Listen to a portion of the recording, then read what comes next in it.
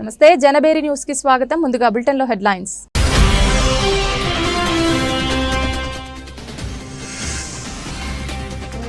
CM చంద్రబాబుకు వడ్డే బహిరంగ లేఖ పుస్తకాన్ని అందరూ చదవాలి. సినీ నటుడు సామాజికవేత్త ఆర్ నారాయణమూర్తి పిలుపు.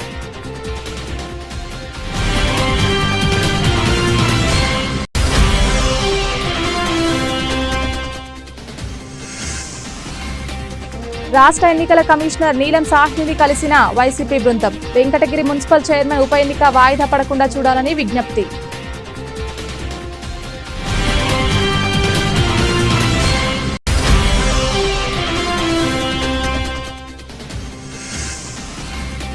United electricity contract workers union ఆధ్వర్యంలో ధర్నా. విద్యుత్ కాంట్రాక్ట్ కార్మికుల సమస్యలను ప్రభుత్వం పరిష్కరించాలని డిమాండ్.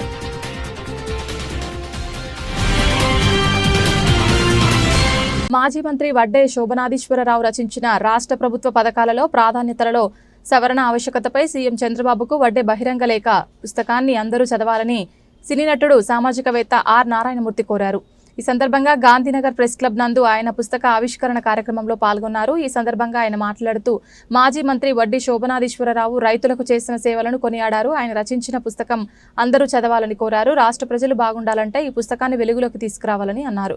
రాజ్యాంగం రచించిన అంబేద్కర్ రాష్ట్ర ప్రయోజనాల కోసం ఎంత కృషి చేశారని, రాష్ట్రాలు బాగుంటేనే కేంద్ర పనితీరు బాగుంటుందని వివరించారు. అనంతరం మాజీ మంత్రి వడ్డే శోభనాధీశ్వరరావు మాట్లాడుతూ రాష్ట్ర ప్రయోజనాల కోసం ముఖ్యమంత్రి చంద్రబాబు ప్రభుత్వ పథకాలను సవరణలు చేయాలని ఆయన కోరారు.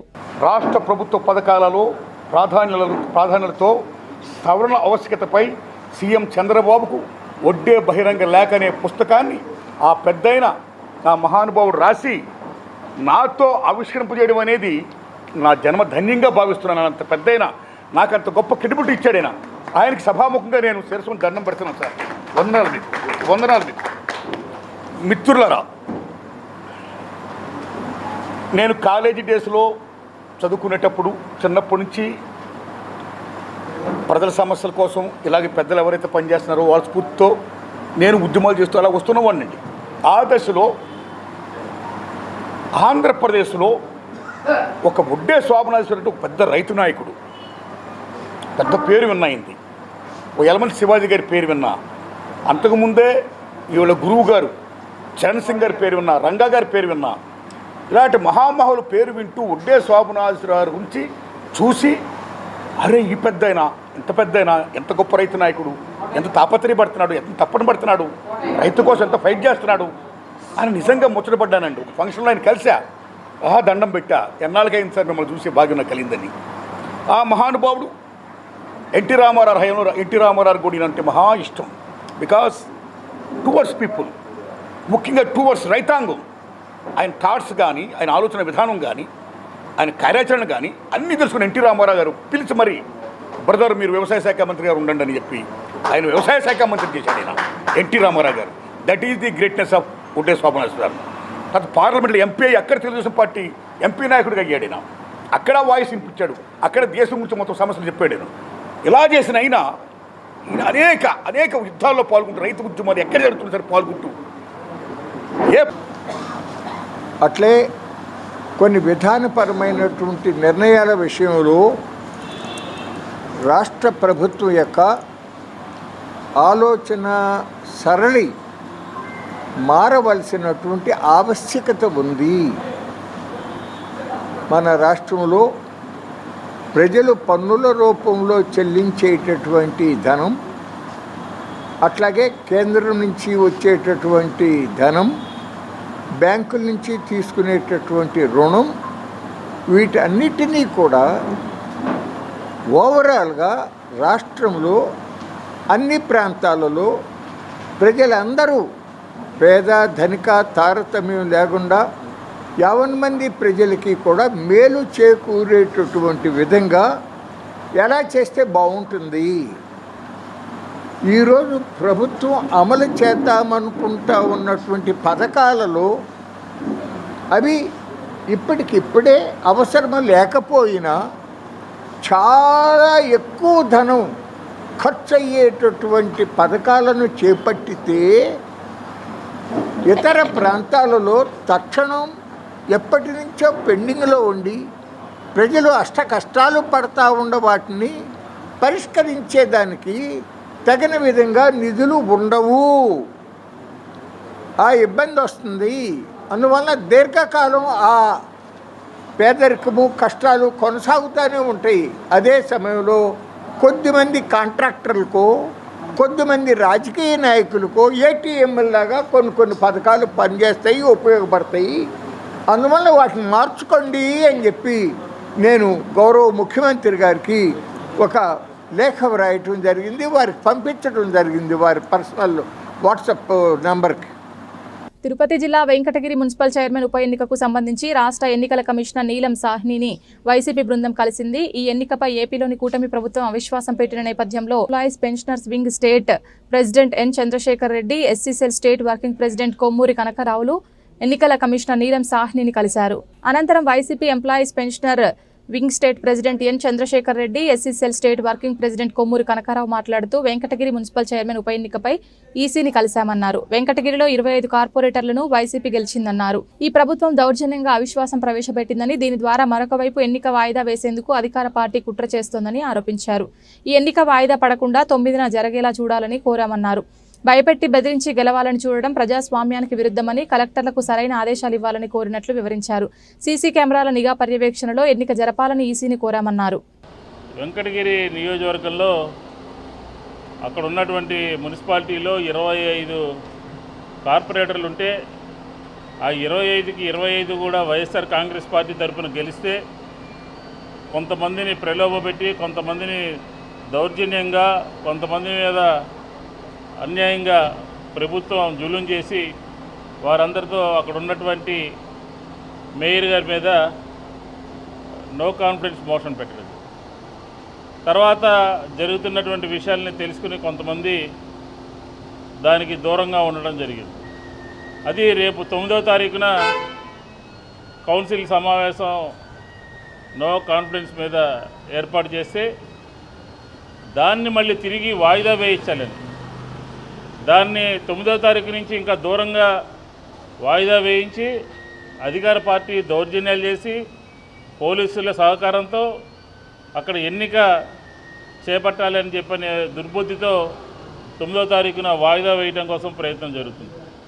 ఈ మధ్యకాలంలో మనం చూసాం, ఆంధ్రప్రదేశ్లో జిల్లా పరిషత్ చైర్మన్ల ఎన్నికల్లో కానీ, వైస్ చైర్మన్ల ఎన్నికల్లో కానీ జరుగుతున్నటువంటి దౌర్జన్యాలు కానీ, లేకపోతే అక్కడ పోలీసుల యొక్క జులుం కానీ ఇదంతా కూడా మనం చూసాం.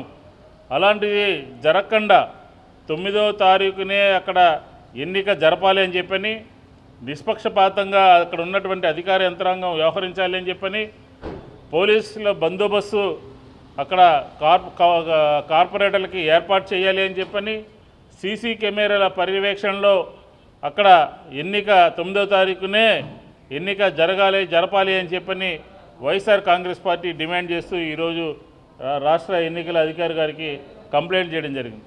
ఎందుకంటే ఈరోజు చూస్తున్నాం, శాంతి భద్రతల సమస్య ఎక్కడ బలం లేకపోయినా, ఎక్కడ పదవీకాంక్షతో, అధికార దుర్వినియోగంతో ఈరోజు రాష్ట్రంలో వైఎస్ఆర్ కాంగ్రెస్ పార్టీ 25కి 25 కౌన్సిల్ కార్పొరేట్లు గెలిచిన చోట కూడా అక్కడ కొంతమందిని ప్రలోభపెట్టి, కొంతమందితో దొంగ సంతకాలు తీసుకుని, కొంతమందిని పోలీసులతో ఇబ్బంది పెట్టించి ఆ కార్యక్రమాలని నో కాన్ఫిడెన్స్ మోషన్ పెట్టడం జరిగింది. ఇది ఎన్నికలు జరిగిన తర్వాత ఎన్నికలలో మరి వైఎస్ఆర్సీపీ కౌన్సిలర్స్ చాలామంది ఉన్నారు. అయినప్పటికి కూడా దౌర్జన్యంగా మరి నో కాన్ఫిడెన్స్ మోషన్ పెట్టారు. సరే, దాన్ని కూడా ఎదుర్కోవడానికి కూడా ఈ రోజున వైఎస్ఆర్సీపీ సిద్ధంగా ఉంది. అయినప్పటికీ కూడా వాళ్ళకు అనుకూలంగా ఉండే విధంగా పోస్ట్పోన్ చేసుకుంటూ కొంతమందిని భయభ్రాంతులకు గురి చేస్తూ దౌర్జన్యాలు వాళ్ళ మీద దండయాత్రలు చేయడం చాలా చూసాం. కొన్ని దగ్గరలో అయితే బస్సుల్లో వాళ్ళు ఉంటే బస్సుల్లో వాళ్ళ మీద దాడి చేయడం, గాయపరచడం, వాళ్ళని లాక్కుపోవడం అనేటువంటి దుర్మార్గమైనటువంటి విషయాలు కూడా ఈ రోజున మనం ఈ రాష్ట్రంలో చూస్తూ ఉన్నాం. అది ఎంతో కాలం సాగదు.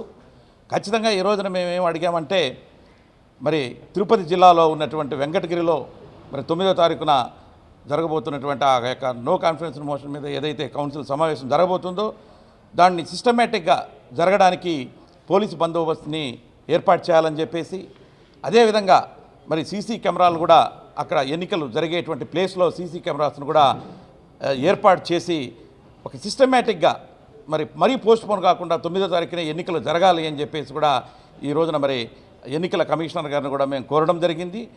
మరి ఈ దౌర్జన్యం అనేది ఎంతో కాలం సాగదు. ఈరోజు చూస్తూ ఉన్నాం ప్రతి ఒక్కరి మీద కూడా ఎంతో కాలం నుంచి ఎన్నో పార్టీలు వస్తున్నాయి పోతున్నాయి. మరి దాదాపు మేము చూస్తూ ఉన్నాం 20-30 సంవత్సరాల నుంచి కూడా ఎన్నో పార్టీలు వచ్చాయి, ఎంతోమంది రూలింగ్ చేశారు. కానీ ఇంత దౌర్జన్యం అనేది లేదు. నీకు అసలుకి మెజార్టీ లేకపోతే నీకు ఎలా వస్తుంది కౌన్సిలర్స్? అయితే బలవంతంగా వాళ్ళని ఇళ్ల మీద దాడి చేయడం, వాళ్ళని ఏదో విధంగా లాక్కొచ్చుకోవడం అనేది అంత దుర్మార్గమైనటువంటి చర్య. దీన్ని తీవ్రంగా వైఎస్ఆర్సీపీ ఖండిస్తూ ఉంది. అయితే తప్పకుండా దాన్ని ఫలితం అనుభవిస్తారు టీడీపీ వాళ్ళు కూడా అని చెప్పేసి కూడా ఈ సందర్భంగా నేను తెలియజేస్తున్నా. కాబట్టి రేపు తిరుపతి జిల్లా వెంకటగిరి మున్సిపల్ చైర్మన్ ఎన్నిక గురించి నిష్పక్షపాతంగా ప్రజాస్వామ్య పద్ధతిలో ఎన్నికలు జరపాలని చెప్పేసి విజ్ఞప్తి చేయడం కోసం ఈరోజు రావడం జరిగింది. భారతదేశంలో ప్రజాస్వామ్య దేశంలో ఎన్నికలంటే అవహేళించేటువంటి చరిత్ర మొట్టమొదటిసారి తెలుగుదేశం పార్టీ ప్రభుత్వంలో చూస్తూ ఉన్నాం. చంద్రబాబు నాయుడు గారు ప్రతిపక్షంలో ఉన్నప్పుడు ఎన్నికల్ని ఎదుర్కోలేక చేతులెత్తేటువంటి ఆ పెద్ద మనిషి తీరా ఈరోజు కూటమి పేరుతో అధికారంలోకి వచ్చినాక వైఎస్ఆర్ కాంగ్రెస్ పార్టీ తరపున గెలిచినటువంటి స్థానిక సంస్థలు ఎంపీపీలు కావచ్చు, జడ్పీ చైర్మన్లు కావచ్చు, మున్సిపల్ చైర్మన్లు కావచ్చు, మేయర్లు కావచ్చు, వాటన్నిటినీ లాక్కొని వాపు చూసి బలుపులాగా ఎవరో కన్న బిడ్డని భుజానెత్తుకొని నా కొడుకున్నట్టుగా వ్యవహరించేటువంటి తీరుకి ఇప్పుడు జరుగుతున్నటువంటి ఈ మధ్యకాలం జరుగుతున్నటువంటి మున్సిపల్ చైర్మన్లు కావచ్చు, అదేవిధంగా ఎంపీపీలు కావచ్చు, జడ్పీ చైర్మన్ కావచ్చు, ఈ బై ఎలక్షన్ మొత్తం చూస్తున్నటువంటి చూస్తున్నప్పుడు కక్కిన కూటికి ఆశపడేటువంటి సంస్కృతికి చంద్రబాబు తెరలేపడిన దానికి ఇది సాక్ష్యం తెలియజేస్తూ ఉన్నాం. ఎలక్షన్లు అంటే ప్రజాస్వామ్యంలో ప్రజలు వాళ్ళని పరిపాలించుకొని వాళ్ళకి మంచి బాగోదు చూసేటువంటి ఒక ప్రభుత్వాన్ని ఏర్పడేసుకున్నటువంటి స్థానిక సంస్థల్లో ఈరోజు ఏనాడు కూడా చంద్రబాబు నాయుడు మెజార్టీ కాలం అధికారంలో ఉన్నప్పుడు కూడా కేవలం అతను చేసేది జనరల్ ఎలక్షన్లు తప్ప స్థానిక సంస్థ ఎలక్షన్లు పెట్టడానికి భయపడతా ఉంటాడు. అతను తెలుసు తన బలమేందో బలహీనత లేదని చెప్పేసి. అలాంటి పెద్ద మనుషులు అధికారులకు వచ్చినాక వ్యవస్థల మొత్తాన్ని తన చేతుల్లో పెట్టుకొని పోలీసుని, అదేవిధంగా కలెక్టర్ గారిని మొత్తం వ్యవస్థల మొత్తాన్ని కంట్రోల్లో పెట్టుకొని ఒక భయంకరమైనటువంటి వాతావరణాన్ని క్రియేట్ చేసినటువంటి పరిస్థితి ఈ మధ్యకాలం ఉప ఎన్నికలు మనం చూస్తున్నటువంటి నేపథ్యంలో మేము అనేక సార్లు పెద్దలు ఎలక్షన్ కమిషన్ ఎప్పటి జరుగుతూ ఉంది. విద్యుత్ రంగంలోని కాంట్రాక్ట్ అండ్ అవుట్ సోర్సింగ్ కార్మికులందరినీ రెగ్యులరైజ్ చేయాలని సిఐటియు నేతలు ప్రభుత్వాన్ని డిమాండ్ చేశారు. కార్మికుల సమస్యల పరిష్కారానికి ఎట్టి పరిస్థితుల్లోనూ సిపిడిసిఎల్ కార్యాలయాన్ని ముట్టడిస్తామని హెచ్చరించారు. బకాయిలు చెల్లించాలని, గతంలో నిలిపివేసిన వీడీఏను పునరుద్ధరించాలని, పెయిడ్ హాలిడేస్ ఇవ్వాలని కోరారు. విద్యుత్ కాంట్రాక్ట్ అవుట్ సోర్సింగ్ ఉద్యోగుల సమస్యలు పరిష్కరించాలని కోరుతూ అలంకార్ ధర్నా చౌక్ లో United electricity contract workers union ఆధ్వర్యంలో ధర్నా చేపట్టారు. ధర్నాలో సిఐటియు నేతలు మాట్లాడుతూ కాంట్రాక్ట్ కార్మికుల సమస్యల పరిష్కారానికి సిపిడిసిఎల్ కార్యాలయం వద్ద ఎట్టి పరిస్థితుల్లోనూ ధర్నా చేస్తామని హెచ్చరించారు.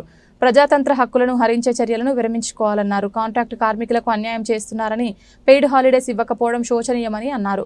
కరువు భత్యం తీసివేసి కార్మికులకు అన్యాయం చేస్తున్నారని ధ్వజమెత్తారు. కాంట్రాక్ట్ కార్మికులందరికీ వేజ్ ఇవ్వాలని, అగ్రిమెంట్ ఉన్నా ఇవ్వడం లేదన్నారు. విద్యుత్ కాంట్రాక్ట్ కార్మికులకు రెగ్యులరైజ్ చేయాలని డిమాండ్ చేశారు. విద్యుత్ను ప్రైవేట్ సంస్థలకు అప్పగించాలని మోడీ సర్కార్ ప్రయత్నం చేస్తోందని ఆగ్రహం వ్యక్తం చేశారు. విద్యుత్ కాంట్రాక్ట్ కార్మికుల సమస్యలను ప్రభుత్వం పరిష్కరించాలని డిమాండ్ చేశారు. ఈరోజు జరుగుతున్నటువంటి ధర్నా యొక్క ముఖ్య ఉద్దేశం విద్యుత్ రంగంలో 23,500 మంది కాంట్రాక్ట్ కార్మికులు, 4,500 మంది పీసీ రేట్ కార్మికులు ఈ సంస్థను నమ్ముకొని పనిచేస్తున్నారు. వీళ్ళని రెగ్యులరైజ్ చేయాలని చెప్పి, పీసీ రేట్ కార్మికులకి కనీస వేతన చట్టాన్ని అమలు చేయాలని చెప్పి మేము డిమాండ్ చేస్తూ ఉన్నాం. అలాగే 2022 పిఆర్సీ సందర్భంగా వీళ్ళకి అరియర్స్ ఇవ్వాలి, ఆ అరియర్స్ ఇవ్వాలని చెప్పి కూడా మేము కోరుతూ ఉన్నాం. అదేవిధంగా గతంలో మేము పోరాడి సాధించినటువంటి వీడిఏ ఆపేశారు, దాన్ని కూడా వెంటనే ఇవ్వాలని చెప్పి, అదేవిధంగా ఇన్సెంటివ్లు గతంలో మేము పోరాడి సాధించాం, కొంతమందికి ఇచ్చారు, కొంతమందికి ఆపేశారు. అదేవిధంగా ఈ వాచ్మెన్లను గతంలో మేము పోరాడి సాధించి సబ్స్టేషన్లో వాచ్మెన్లు పెడితే వాళ్ళ వాచ్మెన్లందరినీ కూడా ఈరోజు ఫీల్డ్లో వాడుతున్నారు. వాళ్ళందరినీ కూడా మళ్ళీ సబ్స్టేషన్లకి కేటాయించాలని చెప్పి డిమాండ్ చేస్తూ ఉన్నాం. అదేవిధంగా ఒకే సబ్స్టేషన్లో పనిచేస్తున్నటువంటి షిఫ్ట్ ఆపరేటర్లకి 3 రకాల జీతాలు ఇస్తున్నారు. 27,500 పాత షిఫ్ట్ ఆపరేటర్లకి, కొత్త షిఫ్ట్ ఆపరేటర్లకి 18,500 లెక్కనిస్తున్నారు. కాబట్టి ఇద్దరికి 27,500 లెక్కన ఇవ్వాలని చెప్పి డిమాండ్ చేస్తున్నాం. ఈ సమస్యల కోసం ఈరోజు మేము ధర్నా చేస్తున్నాం. భవిష్యత్తులో మా పోరాటాన్ని ఉధృతం చేస్తాం. ఈరోజు మేము సిపిటిసిఎల్లో చేయాల్సి ఉంటే సిపిటిసిఎల్లో మాకు పర్మిషన్ కూడా ఇవ్వకుండా ప్రభుత్వం కానీ విద్యుత్ మేనేజ్మెంట్ కానీ ఇక్కడ చేసుకోమని చెప్పారు. కాబట్టి ఎక్కడ చేసినా మా యొక్క నిరసన మేము తెలియజేస్తున్నాం. ప్రభుత్వం విద్యుత్ మేనేజ్మెంట్ స్పందించకపోతే అవసరమైతే ఈ రాష్ట్రాన్ని అంధకారం చేసేదానికి కూడా సిద్ధంగా ఉన్నామని చెప్పి ఈ సందర్భంగా తెలియజేస్తున్నాం. ఈరోజు విద్యుత్ కాంట్రాక్ట్ కార్మికుల సమస్యలు పరిష్కరించాలని డిమాండ్ చేస్తూ United electricity contract workers union ఆధ్వర్యంలో ఏపీఎస్పీడీసీఎల్ తిరుపతి, ఏపీసీపీడీసీఎల్ విజయవాడలో ధర్నా కార్యక్రమాలు జరుగుతున్నాయి. ప్రధానంగా విద్యుత్ కాంట్రాక్ట్ కార్మికులను రెగ్యులరైజ్ చేయాలని, సమాన పనికి సమాన వేతనం ఇవ్వాలని, సంస్థ ద్వారా నేరుగా వేతనాలు చెల్లించాలని గత అనేక సందర్భాల్లో ఈ అధికారులకి, మంత్రులకి వినతులు చేసిన పరిష్కారం కాని నేపథ్యంలో ఈరోజు ఈ ధర్నా కార్యక్రమం జరుగుతుంది. ఇప్పటికైనా రాష్ట్ర ప్రభుత్వం విద్యుత్ యాజమాన్యం స్పందించి ఈ ప్రధాన సమస్యలను పరిష్కరించిన నేపథ్యంలో ఈ కార్యక్రమాలని, ఈ ఉద్యమాల్ని ముందుకు తీసుకెళ్తామని చెప్పేసి ఈ సందర్భంగా విజ్ఞప్తి చేస్తా ఉన్నాం. విజయవాడ మున్సిపల్ కమిషనర్ ధ్యానచంద్రకు మున్సిపల్ ఉద్యోగుల సమస్యలు పరిష్కరించాలని సిపిఎం కార్యవర్గ సభ్యులు దొనెపూడి కాశీనాథ్ వినతి పత్రం సమర్పించారు. ఈ సందర్భంగా ఆయన మాట్లాడుతూ ఉద్యానవన ఉద్యోగులు, మున్సిపల్ ఉద్యోగులు తదితర సిబ్బంది ఎదుర్కొంటున్న సమస్యలను ఆయన వివరించారు. ముఖ్యంగా ఉద్యానవన శాఖ విభాగంలో ఉన్నతాధికారులు ఆదేశాలు జారీ చేసినప్పటికీ సంబంధిత ఉద్యానవన శాఖ అధికారి వ్యవహరిస్తున్న తీరు ఆశ్చర్యం కలిగిస్తుందన్నారు. అధికారి నిమ్మకు నీరెత్తినట్లుగా ప్రవర్తిస్తున్నారని మండిపడ్డారు. ఉద్యోగులకు యూనిఫామ్, పనివేళల్లో సమస్యల గురించి ఎవరూ పట్టించుకోవడం లేదని ఆవేదన వ్యక్తం చేశారు. వారి సమస్యలపై దృష్టి సారించి తగు పరిష్కారం చూపించాలని డిమాండ్ చేశారు. ముఖ్యంగా ఉద్యానవన శాఖ విభాగంలో ఉన్నతాధికారులు ఆదేశించినా కూడా ఆ శాఖకి సంబంధించినటువంటి అధికారి నమ్మక నీరెత్తినట్టుగా నిమిత్త మాత్రంగా వ్యవహరించడం అని చెప్పనేది ఇది గత 2 మాసాలుగా జరుగుతూ ఉన్నటువంటి పరిణామం. దీని మీద స్పందించండి అని చెప్పనని ఇతర అధికారులకి, ఇన్ఛార్జ్ కమిషనర్గా ఉన్నటువంటి ఏసీ జనరల్ గారికి కూడా ఈ సందర్భంగా చెప్పడం జరిగింది. అది యూనిఫామ్ విషయం కావచ్చు, ఐడి కార్డ్స్ విషయం కావచ్చు, వాళ్ళ వర్కింగ్ అవర్స్కి సంబంధించినటువంటి విషయం కావచ్చు, వాళ్ళ వీక్లీ సండేస్ హాలిడేస్ సంబంధించినటువంటి విషయం కావచ్చు, ఏ విషయమైనా స్పందించేటువంటి దాంట్లో ఏమాత్రం కూడా పట్టించుకునేటువంటి పరిస్థితి కనపడటంలా. అందుకని ఏడీహెచ్ గారు ఈ రకంగా ఆయన వ్యవహార శైలి ఈ రకంగా ఉంది కాబట్టి దానికి సంబంధించినటువంటిది మీరు పరిశీలి చేయండి అని పైన ఉన్నటువంటి ఇన్ఛార్జ్ కమిషనర్ గారికి, అధికారులకు కూడా ఈ సందర్భంగా తెలియజెప్పాం. రెండో విషయం, మెకానిక్స్కి సంబంధించినటువంటి ఇష్యూస్ కానీ, పార్క్ సెక్షన్కి సంబంధించినటువంటి ఇష్యూస్ కానీ, వాటర్ సప్లైకి సంబంధించినటువంటి ఇష్యూ కానీ, అలాగే మన ఎస్టీపీకి సంబంధించినటువంటి విషయాలు కానీ, ఈ 4-5 విభాగాలకు సంబంధించి శాలరీస్ పెంపుదలకి సంబంధించినటువంటి విషయం ఏమాత్రం కూడా అమలు జరిగేటువంటి పరిస్థితి కనపట్ల. దాని మీద స్పష్టంగా ఒక నిర్ణయం తీసుకోవాలని ప్రభుత్వాన్ని కోరుతా ఉన్నాం. ఆప్కాస్కి సంబంధించినటువంటి విషయంలో ఆప్కాస్ ఏదైతే రద్దు చేయడానికి ముఖ్యమంత్రి చంద్రబాబు నాయుడు ప్రయత్నం చేస్తూ ఉన్నాడో ఆ ప్రయత్నాన్ని విరమించుకోమని, మీ మున్సిపల్ మంత్రి గారి తాలూకా ఇలాకా ఎవరైతే ఉన్నారో వాళ్ళు ₹1,00,00,000 ఆర్జించడానికి కాంట్రాక్ట్ వైఖరిని, కాంట్రాక్ట్ సిస్టాన్ని ప్రవేశపెట్టదలుచుకున్నావా అని చెప్పనేటువంటిది కూడా ఈ సందర్భంగా అడుగుతూ ఉన్నాం. అందుకని ఆప్కాస్ రద్దు చేయడానికి వీల్లేదు. ఒకవేళ ఆప్కాస్ రద్దు చేస్తే వీళ్ళందరినీ పర్మనెంట్ చేయాలి తప్ప ఇంకో విషయం లేదని చెప్పనేటువంటిది ఈ సందర్భంగా తెలియజేస్తూ ఉన్నాం. కార్మికుల సమస్యలకు సంబంధించి సత్వరం పరిష్కారానికి పూనుకుంటే సరే, లేకపోతే భవిష్యత్తులో సమ్మె పోరాటానికి రాష్ట్రవ్యాప్తంగా దిగుతామని చెప్పనని ఈ సందర్భంగా హెచ్చరిస్తూ ఉన్నాం. దేశ ప్రగతి మహిళా సాధికారతనే సాధ్యమని ఎంపీ కేశినేని శివనాథ్ అన్నారు. అమరావతికి ఏఐ సంస్థలు, defence technology, automobiles industry, Ratan Tata innovation hub, skill development centres రాబోతున్నాయని ఆయన వివరించారు. మన ప్రాంత విద్యార్థులు ఉపాధి కోసం ఎక్కడకు వెళ్లాల్సిన అవసరం లేదని ఆయన స్పష్టం చేశారు. మేరీ స్టెల్లా కాలేజ్లో డిగ్రీ ఫైనల్ ఇయర్ స్టూడెంట్స్ కి navigate the career option graduation program నిర్వహించారు. ఈ కార్యక్రమానికి ముఖ్య అతిథిగా హాజరైన ఎంపీ కేశినేని శివనాథ్ విద్యార్థులతో ముఖాముఖి కార్యక్రమంలో పాల్గొన్నారు. కెరియర్ కౌన్సిలర్లతో విద్యార్థులకు కౌన్సిలింగ్ ఇప్పించారు. ఈ సందర్భంగా ఆయన మాట్లాడుతూ విద్యార్థులు కమ్యూనికేషన్ స్కిల్స్ పెంచుకొని అవకాశాలు అందిపుచ్చుకోవాలని పిలుపునిచ్చారు. విద్యార్థులకు అవసరమైన కెరియర్ కౌన్సిలింగ్ సెంటర్ను కేశినేని ఫౌండేషన్ ద్వారా అందిస్తామని ఆయన ప్రకటించారు. అమరావతికి ఏఐ సంస్థలు, defence technology, automobile industry, Ratan Tata innovation hub, skill development centres రాబోతున్నాయని ఆయన వివరించారు. ఈ కార్యక్రమంలో principal doctor sister Jacintha Quadros, Marpu trust chairman Suzy, career counsellor Ram, chartered accountant Parvez తదితరులు పాల్గొన్నారు. ఇవాళ మేరిస్టల్లా కాలేజీలో అవుట్ గోయింగ్ బ్యాచ్ స్టూడెంట్స్తో ఇంటరాక్షన్ ప్రోగ్రామ్ పెట్టడం జరిగింది. ఇవాళ ఎంతో 1962 నుంచి పెట్టిన ప్రతిష్టాత్మక సంస్థ ఇక్కడ. ఈ సంస్థలో ఎంతోమంది ఎంటర్ప్రెన్యూర్లుగా తయారు చేసిన కళాశాలలు ఎక్కువ మంది విజయవాడలో లేకపోవడం మాకు దురదృష్టం. ఇవాళ గౌరవ ముఖ్యమంత్రి గారు నారా చంద్రబాబు నాయుడు గారు ఏ రోజైతే ఆంధ్రప్రదేశ్ ముఖ్యమంత్రిగా పదవి బాధ్యతలు తీసుకున్నారో నేను ఎంటర్ప్రెన్యూర్ అనే ఫ్యామిలీతో స్టార్ట్ చేసి P4 వరకు ఎన్నెన్నో సంస్కరణలు తీసుకొస్తున్నారు. ఈ సంస్కరణలో భాగంగా ఇవాళ అందరినీ ఎడ్యుకేట్ చేయాలి, ప్రతి ఒక్కళ్ళు మహిళలు తమ కాళ్ళ మీద తాము నిలబడాలని ఆ రోజు 1995లోనే ఎలీప్ అనే సంస్థని హైదరాబాద్లో ప్రారంభించి ఎంతో మహిళా పారిశ్రామికవేత్తల కింద అందరూ కోటీశ్వరులు అయ్యారు. ఇవాళ మనం చూస్తే మొన్న దసరా సమయంలోనూ ఎప్పుడో మొన్న 3 రోజులు వర్క్షాప్ కూడా పెడితే అందరూ వచ్చి ఇక్కడ చేయటం జరిగింది. చంద్రబాబు నాయుడు గారి ఆధ్వర్యంలో ఎలీప్ వల్ల ఇక్కడ 2 పార్కులు కూడా రాబోతున్నాయి. అంతేకాకుండా జక్కంపూడి కాలనీలో ఎలీప్ సంస్థకు 1 లక్ష SFT కూడా గత ప్రభుత్వ సమయంలో ఇస్తే కన్స్ట్రక్షన్ సగంలో ఆగింది. మన నందిగామ పర్యటన ప్రాంతంలో ముందు వాటిని ఎలీప్ని తయారు చేసి వాళ్ళకి ఇమ్మని కోరటం జరిగిన వెంటనే వారు ఆదేశించడం కూడా అధికారం జరిగింది. ఇటువంటి ఎక్కువ మంది విద్యార్థులు కళాశాల నుంచి బయటకు రాగానే తమ కాళ్ళ మీద తాము నిలబడి తాము ఆత్మవిశ్వాసం ఉండే విధంగా మనం అందరం కృషి చేయాలి. అందులో ముఖ్యంగా ఆంధ్రప్రదేశ్ రాష్ట్రంలో పనిచేయాలని మేము అందరం కోరుకుంటున్నాం. ఎన్నో అవకాశాలు ఆర్టిఫిషియల్ ఇంటెలిజెన్స్లో కానీ స్కిల్ డెవలప్మెంట్లో కానీ ఇటువంటి ఎన్నో అవకాశాలు వాళ్ళ ఆంధ్రప్రదేశ్ రాష్ట్రానికి రాబోతున్నాయి. రాబోయే కాలంలో కూడా క్వాంటమ్ కంప్యూటింగ్ నుంచి కూడా అవకాశాలు రాబోతున్నాయి. వీళ్ళందరూ మెరుగైన అవకాశాలకు ఇచ్చే విధంగా మేము కూడా కొంతమంది కెరీర్ కౌన్సిల్ని ఎక్కడైతే ప్రభుత్వ పాఠశాలలు, ఎయిడెడ్ కళాశాలలు, ప్రభుత్వ కళాశాలలు ఉన్నాయో అక్కడ నా సొంత ఖర్చులతో వీళ్ళందరికీ కూడా స్కిల్ డెవలప్మెంట్లో కానీ లేకపోతే కెరీర్ కౌన్సిలింగ్ కానీ ఇప్పిస్తానని అందరికీ తెలియజేసుకుంటూ వాళ్ళకు కూడా ఒక బాధ్యతాయుతమైన పౌరులుగా ఎదగాలి, సమాజంలో ఒక బాధ్యత, అంతేకాకుండా వాళ్ళు తమ కాళ్ళ మీద తను నిలబడే విధంగా ఉండాలని కోరుకున్నా. ఈ అవకాశం ఇచ్చిన కళాశాల యాజమాన్యం, ముఖ్యంగా ప్రిన్సిపల్ గారికి, ఎందుకంటే వాళ్ళకు కూడా ఇక్కడ ఉన్న అందరూ కూడా చక్కగా డెవలప్ అవ్వాలి, వాళ్ళ పిల్లలని ఉండే 1962లో స్థాపించిన ఈ సంస్థ మనం చూస్తే ఎంత అందంగా ఉందో ఇప్పటికి కూడా చూస్తే ఇవాళ కొత్తగా వచ్చిన ఏ కాలేజీ కూడా వాళ్ళ ఈ సంస్థను పోటీ పడలేదు. అటువంటి సంస్థలో ఇటువంటి మెరుగైన సౌకర్యాలు ఇస్తే ఇంకా బాగుపడతారు. కాబట్టి తప్పకుండా ఇటువంటి అవకాశాలు ఇస్తామని తెలియజేసుకుంటూ అందరూ కూడా ఈ అవకాశాన్ని వినియోగించుకోవాలని విద్యార్థులకి ఇదే కాదు అన్ని ప్రభుత్వ కళాశాలలో 6 కళాశాలలో కూడా చేస్తాం, వినియోగించుకోవాలని కోరుకుంటున్నాం. దేశంలోని మత సంస్థలన్నింటిపైన బీజేపీ పెత్తానం చెలాయించేందుకే ఈ రాజ్యాంగ విరుద్ధమైన వక్ఫ్ బిల్లును ముందుకు తెచ్చిందని, భవిష్యత్తులో క్రైస్తవ ఆస్తులపైన కన్నేసిందని, దేవాలయ భూములపైన నిఘా ఉంచిందని సిపిఐ రాష్ట్ర కార్యదర్శి కె రామకృష్ణ ధ్వజమెత్తారు. ఈ మేరకు ఆయన మీడియా సమావేశంలో మాట్లాడారు. బీజేపీతో దేశానికి పెను ప్రమాదం పొంచి ఉందని, బీజేపీ మతోన్మాద రాజ్యాంగ విరుద్ధ చర్యలపై పెద్ద ఎత్తున ఆందోళనలకు సిపిఐ సిద్ధమైందన్నారు. రాజ్యాంగంలోని ఆర్టికల్ 26 ప్రకారం ఏ మత సంస్థలైనా సరే తమ వ్యవహారాలను వారే స్వయంగా వ్యవహరించుకునేలా స్వేచ్ఛ కల్పించగా, దానికి విరుద్ధంగా కేంద్రంలోని బీజేపీ ప్రభుత్వం పెత్తనం చేయడానికి, అన్య మతస్థులను అందులో భాగస్వామ్యం చేయడానికి ప్రయత్నిస్తోందని మండిపడ్డారు.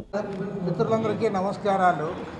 ఇవాళ రాష్ట్ర వ్యాప్తంగా గ్రామీణ ప్రాంతాల్లో వీఆర్ఏలు, గ్రామ రెవెన్యూ సహాయకుల వారు దాదాపు 21,000 మంది పనిచేస్తూ ఉన్నారు. మన రాష్ట్రం విడిపోయిన తర్వాత పక్కనే ఉన్న తెలంగాణ రాష్ట్రంలో, విడిపోయిన రాష్ట్రంలో వారందరినీ కూడా 20,000 మంది గ్రామ సహాయకులను, రెవెన్యూ సహాయకులను వాళ్ళు రెగ్యులరైజ్ చేశారు.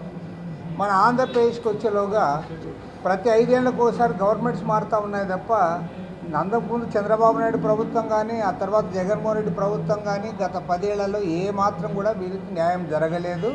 న్యాయం జరగకపోగా అన్యాయం ఎట్లా జరిగిందంటే, వారికి ఏదైతే డిఏలు ఇచ్చారో ఆ డిఏ అమౌంట్ను కూడా వాళ్ళు వెనక్కి లాక్కున్నారంటే, ఇంతకంటే నీచమైన, ఘోరమైన, దురదృష్టకరమైన అంశం మరొకటి ఉండదు. ఎందుకంటే వాళ్ళు ఉన్నదే చిన్న స్థాయి ఉద్యోగాలు, వాళ్ళకి నెలకు వచ్చేది 10,500 రూపాయలు. వారికి ప్రభుత్వం డిఏ ఇస్తే ఆ డిఏ అమౌంట్ కూడా వెనక్కు లాక్కున్నారంటే ఇది ఎక్కడ నేను వినలేదు, ఫస్ట్ టైం ఇది వింటా ఉన్నాను. కాబట్టి ఇవాళ చంద్రబాబు నాయుడు గారి ప్రభుత్వం ఈరోజు అనేక ఆశలు రేకెత్తించి మీరు అధికారం లేకొచ్చారు. మీరు కింది స్థాయిలో ఉంటున్న వాళ్ళు, గ్రామీణ ప్రాంతాల్లో పనిచేస్తున్న వారు, వీరందరికీ కూడా ఖచ్చితంగా వారి జీతాలు పెంచాలి, రెగ్యులేషన్ చేయాలి. దీనితో పాటు వారికి డిఏను కూడా ఏర్పాటు చేయాలి. వీటితో పాటు వారు కోరుతున్న మరో ముఖ్యమైన కోరిక ఏమంటే, ఎవరైతే వయసు ఉడిగిపోయి లేదంటే ఇతర పని చేయలేక ఆరోగ్య పరిస్థితులు ఉన్న వాళ్ళు, ఆరోగ్యంగా కూడా వాళ్ళు ఫిట్నెస్ లేని వాళ్ళు ఉన్నారు, వాళ్ళు తమ నామినీలు ఏర్పాటు చేసుకోవడానికి కూడా ప్రభుత్వం ఆమోదించాలి. ప్రభుత్వానికి దీనివల్ల ఒక పైసా కూడా కష్టమేమో కానీ ఖర్చు కానీ లేదు. కాబట్టి నామినీలను అంగీకరించి వాళ్ళందరూ కూడా తీసుకోవాలని చెప్పి కోరుతా ఉన్నాం. ఈ అంశం పైన మన రెవెన్యూ మంత్రి అనగాని సత్యప్రసాద్ గారిని కూడా వీళ్ళతో పాటు పోయి కలిసి ఖచ్చితంగా మంత్రి గారి ద్వారా వీళ్ళందరికీ న్యాయం జరగాలని చెప్పి మేము కోరబోతాం.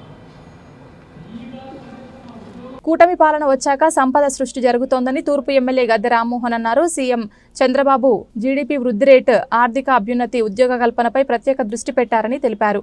అనేక సత్ఫలితాలు కనిపిస్తున్నాయని, కొత్త కంపెనీలు రాష్ట్రానికి వస్తున్నాయని ఆయన వివరించారు. తూర్పు ఎమ్మెల్యే గద్దె రామ్మోహన్ 3వ డివిజన్ పరిధిలోని కామినేని నగర్ స్విమ్మింగ్ పూల్ ఏరియాలో పర్యటించారు. ప్రజలను కలుసుకుని సమస్యలు అడిగి తెలుసుకున్నారు. ఈ సందర్భంగా రోడ్డు పనులకు ఆయన శంకుస్థాపన చేశారు. నిరుపేద కుటుంబానికి చెందిన టీడీపీ కార్యకర్తకు స్వయం ఉపాధి నిమిత్తం ఫ్లాట్ ప్యాక్షన్ పంపిణీ చేశారు. అనంతరం ఎమ్మెల్యే గద్దె రామ్మోహన్ మాట్లాడుతూ కూటమి ప్రభుత్వం అధికారంలోకి వచ్చాక రాష్ట్రానికి మంచి జరుగుతోందని, అనేక సత్ఫలితాలు కనిపిస్తున్నాయని చెప్పారు. గతంలో చంద్రబాబు దేశంలోనే జీడీపీ అత్యధిక వృద్ధి రేటు సాధించారని, మళ్లీ అదే దిశగా సంపద సృష్టిపై దృష్టి సారించాలన్నారు. ప్రజల జీవన ప్రమాణాల పెంపుదలకు అనేక చర్యలు తీసుకుంటున్నారని వివరించారు. చంద్రబాబు నాయుడు గారు 1 సంవత్సర కాలం పరిపాలనలోనే మన జీడీపీ వృద్ధి రేటు భారతదేశంలోనే 2వ స్థానంలో ఉంది. అంటే ఆయన వచ్చిన దగ్గర నుంచి కూడా అన్ని రకాలుగా ఆర్థిక రంగాన్ని మెరుగుపరచడానికి, ప్రజలకి సౌకర్యాలు కలిగించడానికి, ఉద్యోగ కల్పనకి, సంక్షేమ కార్యక్రమాలకి ఈ 4టికి ప్రాధాన్యత ఇచ్చి సంపద పెంచి మాత్రమే మనం అన్ని కార్యక్రమాలు చేయాలి, అప్పు తెచ్చి పప్పు కూడలేగా కార్యక్రమాలు చేయకూడదని ఒక ఆలోచనతో ఆయన ముందుకెళ్ళడం జరుగుతూ ఉంది. అనేకమైన సత్ఫలితాలు, అనేకమైన కంపెనీలు వస్తూ ఉన్నాయి, ఉద్యోగ కల్పన జరుగుతూ ఉంది, అదేవిధంగా సంక్షేమ కార్యక్రమాలు కూడా జరుగుతూ ఉన్నాయి. మరింత విరివిగా సంక్షేమ కార్యక్రమాలు ఏర్పాటు చేయడానికి కూడా ప్రణాళిక సిద్ధంగా చేసుకున్నారు. గత ఎలక్షన్లకు ముందు ఇచ్చిన ప్రతి ఒక్క హామీని నెరవేర్చాలని చెప్పి చాలా ఉద్దేశంతో ఆయన ముందుకెళ్ళడం జరుగుతూ ఉంది. వీటన్నిటికీ సూచన వృద్ధి రేటు పెంపు.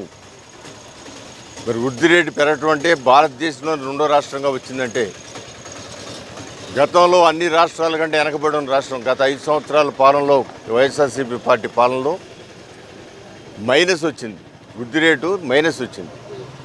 ఒకవేళ ఏదైనా 5 సంవత్సరాల్లో 1 సారి 2 సార్లు వస్తే అది 2-3% రావడం జరిగింది.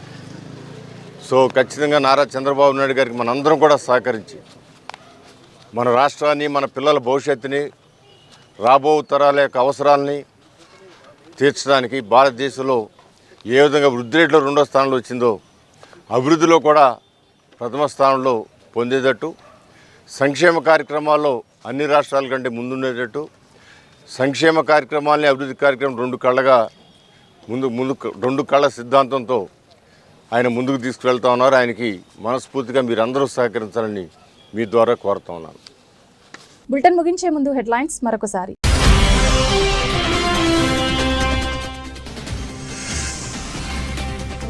సీఎం చంద్రబాబుకు వడ్డే బహిరంగ లేఖ పుస్తకాన్ని అందరూ చదవాలి. సినీ నటుడు, సామాజికవేత్త ఆర్ నారాయణమూర్తి పిలుపు.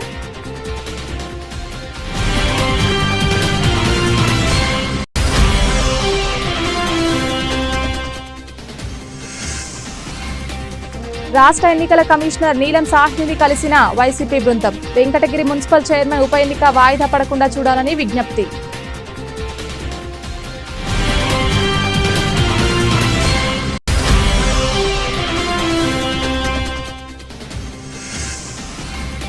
United electricity contract workers union ఆధ్వర్యంలో ధర్నా. విద్యుత్ కాంట్రాక్ట్ కార్మికుల సమస్యలను ప్రభుత్వం పరిష్కరించాలని డిమాండ్.